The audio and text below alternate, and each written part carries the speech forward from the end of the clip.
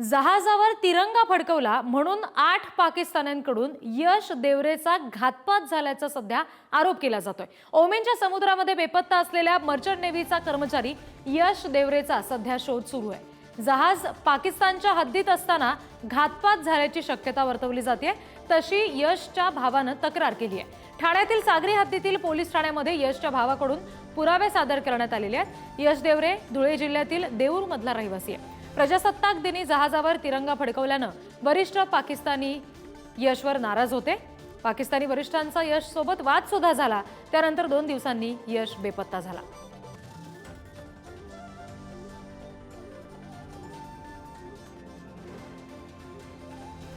जहाजावर तिरंगा फडकवला त्यामुळे तो बेपत्ता करण्यात आल्याचा आरोप केला जातोय। ओमेनच्या समुद्रामध्ये यश देवरे 28 जानेवारीपासून बेपत्ता आहे। यश देवरे हा मूळ धुळ्याचा आहे आणि मर्चंट नेव्हीचा कर्मचारी आहे। प्रजासत्ताक दिनी यशने MT अथेना 1 या जहाजावर तिरंगा फडकवला। 8 पाकिस्तानींनी या सगळ्या संदर्भात त्याच्याशी वाद घातला आणि राष्ट्रध्वज काढून टाकायला सांगितलं, तसं धमकावलं। यश मात्र तिरंगा फडकवण्यावर ठाम राहिला आणि त्यानं हा तिरंगा त्याच्या स्टेटसला सुद्धा ठेवला आणि याच कारणावरून जहाज पाकिस्तानच्या सागरी हद्दीत असताना घातपात झाल्याचा संशय व्यक्त होतोय।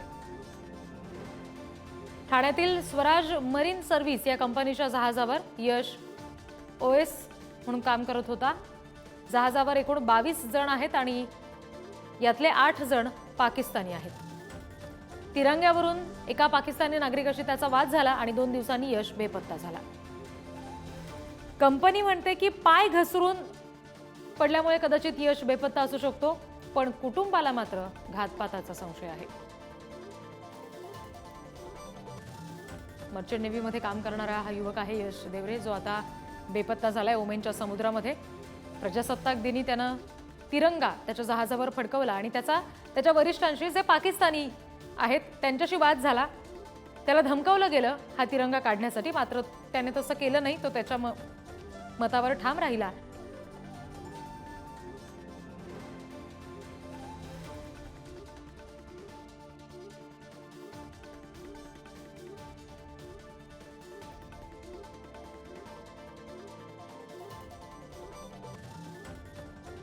संदर्भात बोलण्यासाठी यश देवरे याचा भाऊ नयन देवरे सध्या आपल्याशी जोडला गेलेला आहे, त्याच्याशी आपण बोलणार आहोत। नयन, तुम्ही याबाबत काही संशय व्यक्त करताय कुटुंबीय म्हणून, नेमकं काय तुमचं म्हणणं आहे पुढारी न्यूजच्या माध्यमातून तुम्हाला मांडता येईल? मॅडम, आमचं एवढंच म्हणणं आहे की यशचा फोन आम्हाला शेवटी 28 तारखेला आलेला, तर तो फक्त एवढं सांगायचं की मी येतोय म्हणून इंडियासाठी, 3 ते 4 फेब्रुवारीमध्ये मी येणार आहे भाऊ। बट त्यांनी जेव्हा 26 जानेवारीला तिथं काही त्याच्यासोबत वादावाद झाली, तो मला फक्त एवढंच बोलला की इथं आम्ही रिपब्लिक डे सेलिब्रेट केलाय भाऊ, आणि थोडंफार आमचं वादावाद झाले पण तरी आम्ही केला म्हणून। तर तो त्याला घेऊन हॅप्पी होता आणि बस एवढं सांगायचं की येतोय म्हणून आम्ही। बट आम्हाला असं वाटतंय की भावासोबत हे असं काही पाय घसरून वगैरे हे सगळं काही आम्हाला चुकीचं कळवण्यात येतंय आणि त्याच्यासोबत 100% काही ना काही घातपात झालेल्याची शक्यता आहे। बट ते आम्हाला कळण्यात नाही येतं मॅडम, कारण की आम्हाला जे काही ओढीचे उत्तर देण्यात येत आहे हे आम्हाला फक्त फिरवण्याचे काम आहे। याच्यावर कडक कारवाई व्हायला पाहिजे ही आमची पोलिसांकडे आणि महाराष्ट्र सरकारकडे नम्र विनंती आहे की आम्हाला यशचा न्याय भेटायला पाहिजे, नेमकं काय झालंय म्हणून। नयनजी, यश बेपत्ता आहे किंवा तो पाय घसरून पडलाय असं तुम्हाला ज्यांचा फोन आला त्यांच्याकडे या संदर्भात तुम्ही आणखी चौकशी केलीत का? जर तुमचं म्हणणं आहे की घातपाताचा संशय आपण व्यक्त करतोय, तर नेमकं काय घडलं याची चौकशी तुम्ही केलीत का त्यांच्याकडे? हो मॅडम, मी डायरेक्ट त्यांच्या ऑफिसला जाऊन पोहोचलो संध्याकाळी 5-5:30च्या दरम्यान। बट ते आम्हाला सांगत होते की इन्सिडेंट झाल्यानंतर तिथं जे क्रू मेंबर होते ना ऑन बोर्ड, त्यांनी लाईव्ह व्हॉइस फेकले वगैरे, तर त्याच्यामध्ये 2 सापडले आणि 1 मिसिंग आहे म्हणून तुम्ही पॉझिटिव्ह राहा म्हणून। जोपर्यंत 1 सापडत नाही तोपर्यंत पॉझिटिव्ह राहा, आम्ही तुम्हाला लवकरात लवकर अपडेट देऊ म्हणून। बट त्यांनी 5 तारखेपर्यंत आम्हाला फक्त असंच फिरवलं मॅडम की सर्चिंग चालू आहे, पॉझिटिव्ह राहा. आणि जेव्हा त्यांनी आम्हाला रिपोर्ट दिले मॅडम कॅप्टनच्या स्टेटमेंटचं, तर तिथं त्या रिपोर्टमध्ये मेन्शन केलं गेलेलं होतं की 2 तारखेला त्यांनी शेवटची सर्चिंग केली आहे आणि ते नियर बाय पोर्टला मूव्ह झाले म्हणून. तर हे आम्हाला असं का मॅडम, कारण की 5 तारखेपर्यंत हे असं का सांगत गेले आम्हाला की सर्चिंग चालू आहे. रिपोर्टमध्ये तर यायला पाहिजे होतं ना ते 5 तारखेपर्यंत आम्ही होतो म्हणून त्या जागेवर आणि सर्चिंग चालू ठेवलेली होती म्हणून.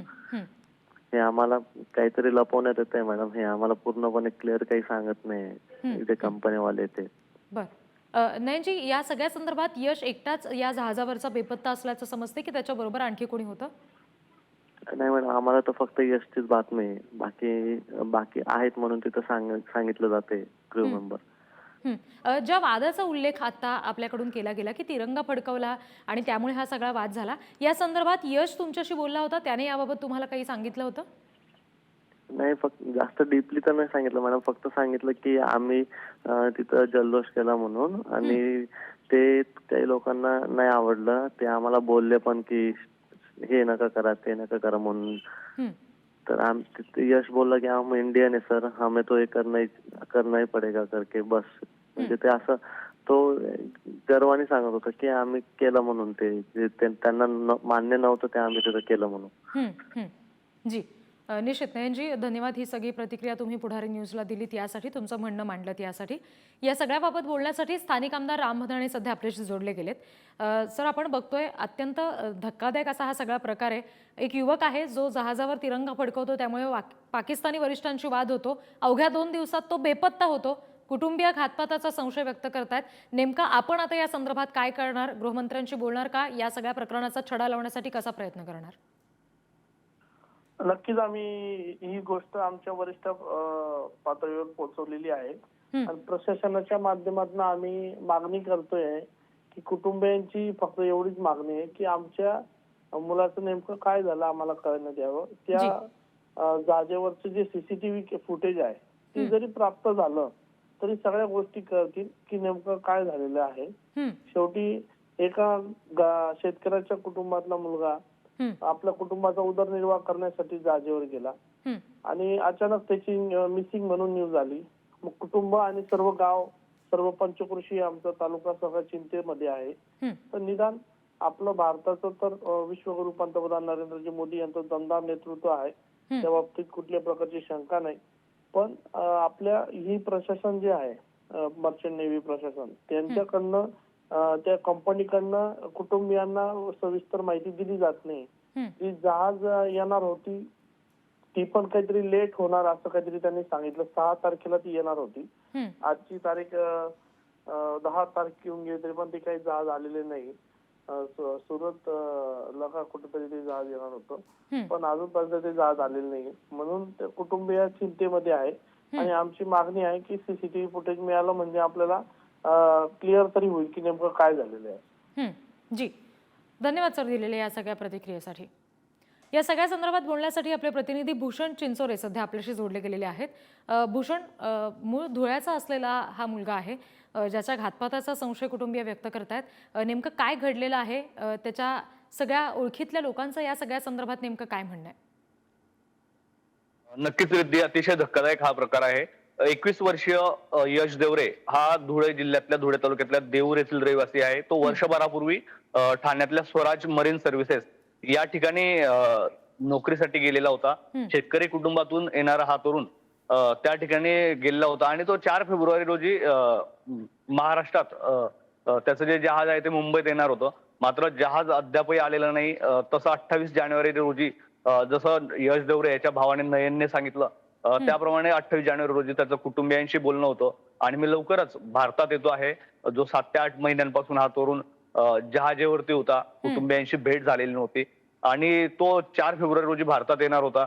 मात्र त्यापूर्वीच 26 जानेवारी रोजी त्याने जहाजावरती भारताचा तिरंगा त्या ठिकाणी फडकवला आणि त्याबाबत त्याने त्याचं व्हॉट्सअप स्टेटसलाही ठेवलं होतं, हॅपी रिपब्लिक डे अशा प्रकारचं त्याचं स्टेटस देखील होतं. ते अनेक त्याच्या मित्रांकडे देखील त्याचे फोटो आहेत. मात्र त्याचाच राग जहाजावर असलेल्या अधिकाऱ्यांना आला आणि पाकिस्तानच्या संदर्भात जो कुटुंबियांकडून खरं तर घातपाताचा संशय व्यक्त होतोय त्याबाबत कशी चौकशी होते, त्याची दखल कशी घेतली जाते हे पाहावं लागेल. धन्यवाद भूषण दिलेल्या तपशिलांसाठी.